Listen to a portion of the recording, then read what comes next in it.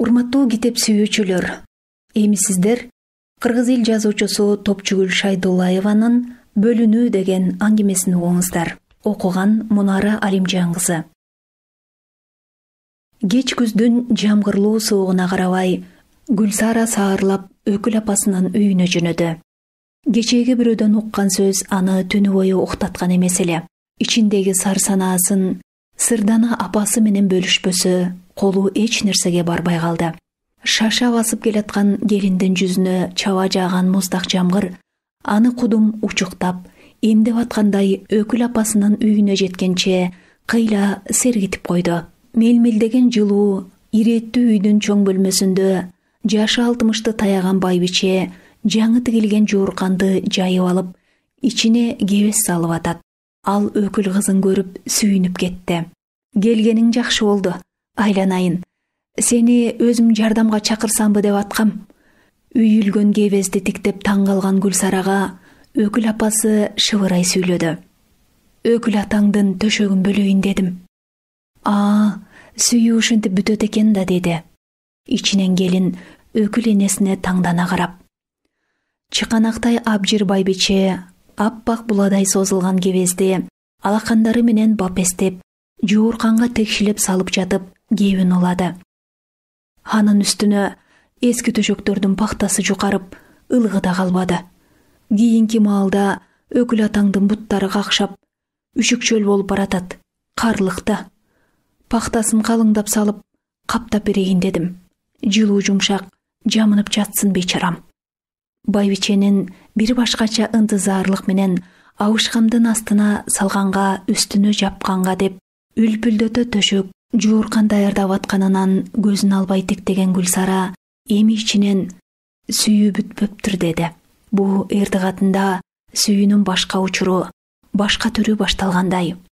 Келин кебес салышканча улам-улам Өкүл энесинин жүзүнө таңдана карай берди. 40 жыл бир жаздыкка баш коюппуз. Өкүл атаңа ыраазымын. Жаздыкка тамчы жашым тамбады. Бала чакалуу болдук. Кудайга миң шүгүр. Байбиче эми башын көтөрүп, маңдайындагы мейрапка тигиле карады. Мынабы жайылган төшөктөрдү көрдүңбү? Булар менин себиме келген. Никелешкен алгачкы түнү жеңелерибиз ушунун баарын калың кылып салып бизди жаткырган эле. Анда бу төшөктөр барсайып, пакта жыттанып, кездемеси бир башкача шуудурап турчу. 40 жыл 40 күндөй өттү да кетти. Өкүл эне абышка севкөнүн жыты синген жууркан төшөктөрүн бир сыйра көзүнөн өткөрүп алды. Төшөгүн бөлөм деген ойдо Өкүл атаңа али айта элекмин. Өзүм акырын камылганы көрө берейин дедим. Бир ыңгай жолун таап билдирээрмин. Өкүл атам бөлүнбөйм десечи? Кызым, биз эми карыдык. Ар нерсенин өз убагы болот экен. Өкүл атаң менден көрөр кызыгын көрдү. Алар түшүмүн алды. Эми экөөбүздүн ырдаар ырыбыз деле калбады.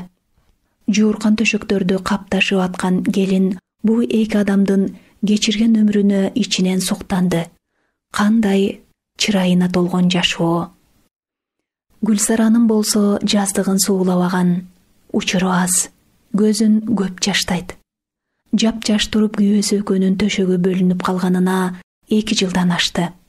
Алыска иштейм деп кеткен эри адегенде тез-тез пул салып, телефон чалып турду эле. 1 жылдан бери ортолору сууп кетти. Сүйлөшсө жат адамдай, үнү да, сөзү да өзгөрүп башкача. Артынан издеп барып кошо жүрүп иштейин десе 3 баласы биринен бири майда. Балдарга Кудай ынсап, ыйман берсин. Чал экөөбүз энди ошолордун колуна билинбей түшүп баратабыз. Божурап сүйлөп аткан байбиче бир маалда Өкүл кызынын жүзүндөгү санааны байкап калды. Чыдабады.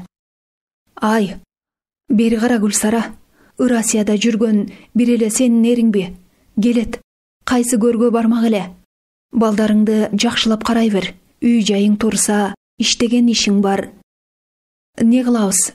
Бу азыркылардын пешенеси экен. Биздин заманда Ырасияга кетмей деген бале жок эле. Отунубуздун, суубуздун баарына эле топук кылып, тиргилибизди кыла берет элек. Өкүл уулуңуз башка аял алып алган окшойт. Менден баары жашырып аткандай. Кечээ да бир сөз уктум. Келин баятан эптеп кармап турган көз жашын төгүп жиберди. Балдарымды алып, атамдардыкына кетет окшойм. Не деп атасың, кызым? Сени ордолуу жалын дейт. Үйүңдөн бир кадамда жылба. Алыста жүргөн адамды ушак ээрчей берет. Дар көйүңдү кең кылып, өзүңө бекем болгун, жан балам. Байбиче ордунан козголуп, өкүл кызын кучактап, бетинен сүйдү. Мени айтты дээрсиң. Аның темселеп жүрүп кайра келет. Бирөөнүн эри башкага эр болуп жарытабы? Көрүнгөндүн сөзүн ээрчибе. Ошол Гүлсара өзүн ордолуу жалын сезип, күйөөсүн көп жыл күттү. Күткөнү ушунчалык. Себине келген мейрап толоо али эскире элек.